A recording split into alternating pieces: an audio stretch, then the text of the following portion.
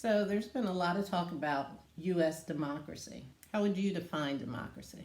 I define democracy as the people or the citizens of a particular country having the right to decide and choose who they want to lead them in terms of their elected officials. The United States is a democracy. The United Canada, States, Canada.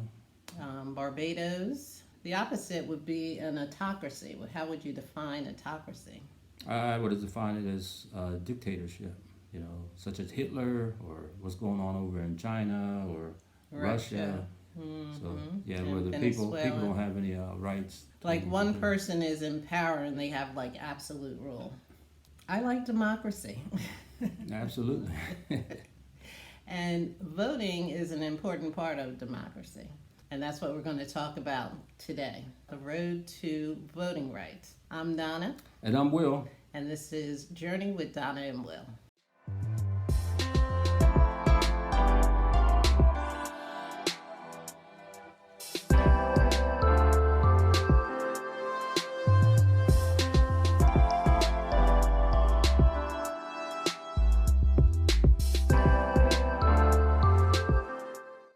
Voting important? Why should people even care? Voting is important because it affects public policies. And public policies are everyday things like where we work, where we shop, The schools that your children go to, healthcare, the environment, laws. For example, car safety, disaster preparedness, housing policy, where you can live and play.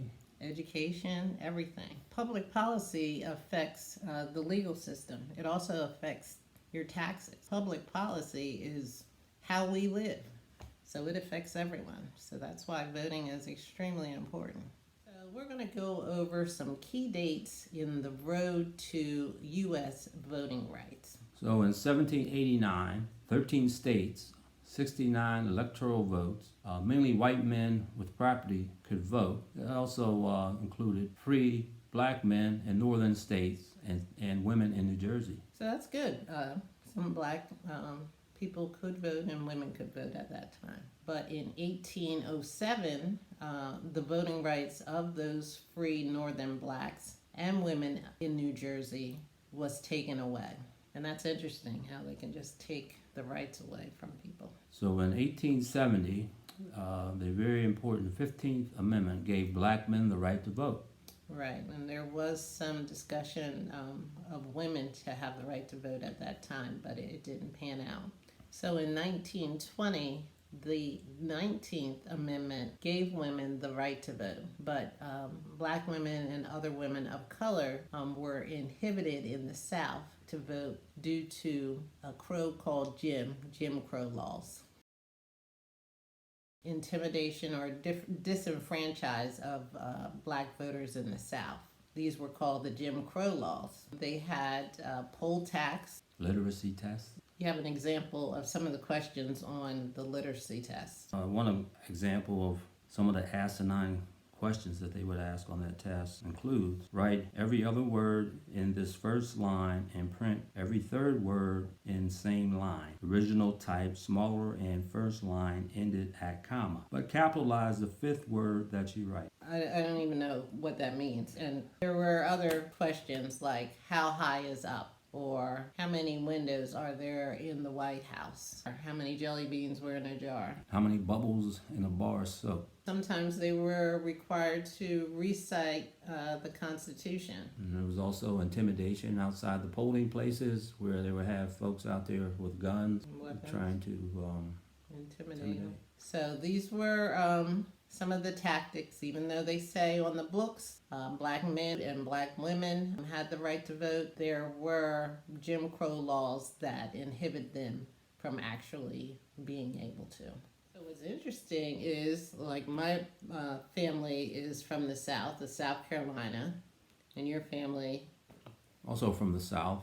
Grandparents were from Tennessee, and they probably were affected by these voting laws, Jim Crow, down south. Oh, yeah, absolutely. So I even think, since my parents were down south during the early part of the 60s, they might have experienced some of these tactics of disenfranchisement. Yeah, I suspect most of our elders could tell us stories about some of the intimidation practices and so forth back then. Yeah. Yeah.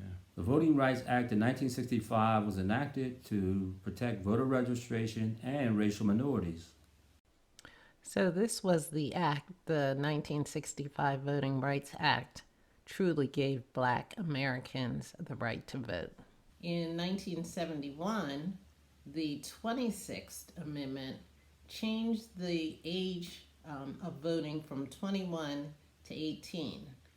There was a slogan, if they could go to war at age 18, they should be able to vote at age 18.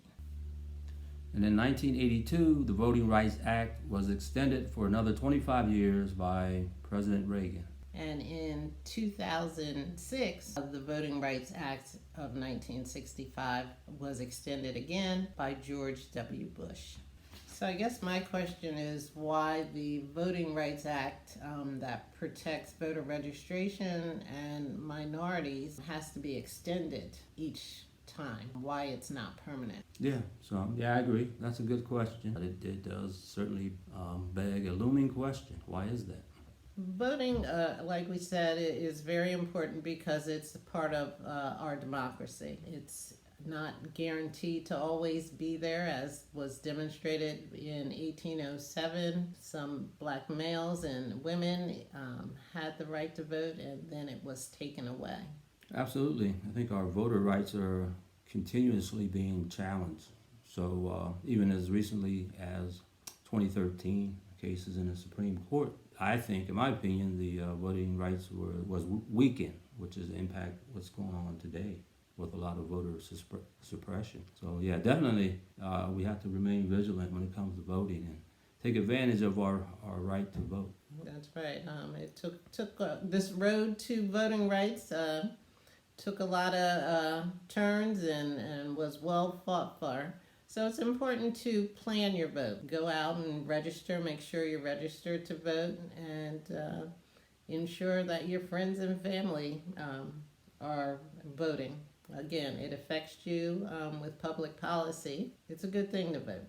So let us know in the comments below what you think of voting, why you think it's important, or if you don't think it's important.